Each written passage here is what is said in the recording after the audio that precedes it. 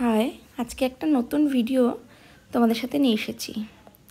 যাচ্ছি হচ্ছে হাবড়া আমাদের মাসির বাড়ি। সকাল সকাল আমি আর ছেলে তো রেডি হয়ে বেরিয়ে পড়েছি। ওদিকে বাবা মাও চলে এসেছে, চারজনে গাড়িতে করে রওনা দিয়ে দিয়েছি।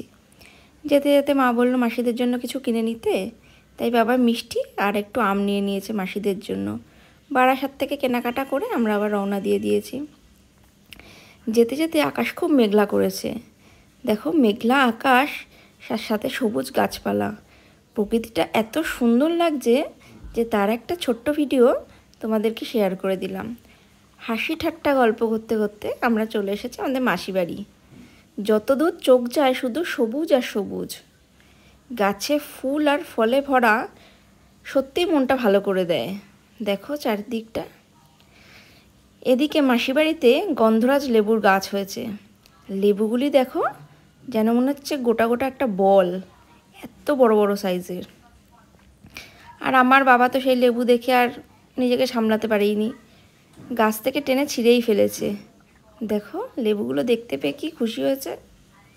আর এদিকে তোমাদেরকে দেখিয়ে দিচ্ছি, আমাদের এখানে তো দেখাই যায় না, মাটির উনুনে রান্না করা। গ্যাস ওভেন আছে ঠিকই, কিন্তু তাও এরা সবাই, গ্রামের বেশিরভাগ লোকই মাটির উনুনটা ব্যবহার করে। মাসি বাড়ির থেকে ঘুরে টুরে একটুখানি গ্রামটা দেখতে বেরিয়েছি। মোটামুটি এখানকার বেশিরভাগ বাড়িতে গরু ছাগল এগুলো তো পুষতে দেখাই যায়। আর মাসি বাড়ির উপর দিয়ে একটা পুকুর ঘাটে যাওয়া যায়। আজকালকার লোকজন আর বেশি এই পুকুর টুকুর ব্যবহার করে না, ওর জন্য অনেকটা নষ্টও হয়ে গেছে এই সমস্ত জায়গাগুলি। তাও আমরা ঘুরতে তো ভালোই লাগে, কারণ এখানে তো এইসব গ্রাম ট্রাম তো দেখা যায় না। তাই হাবড়া গেলেই মাসি বাড়িতে গ্রামটা একটু আমরা ঘুরে দেখি, ছেলেটাকেও একটুখানি দেখাই।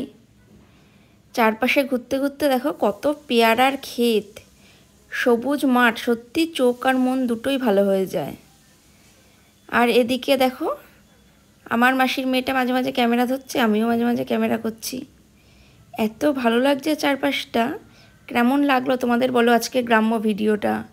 ভালো লাগলে লাইক করে ফলো করে পাশে থেকো, আর কমেন্টস করে জানিও কিন্তু আমাদেরকে। দেখো পেয়ারার ক্ষেতে যে কত পেয়ারা হয়েছে, না দেখলে বুঝবে না। টাটা।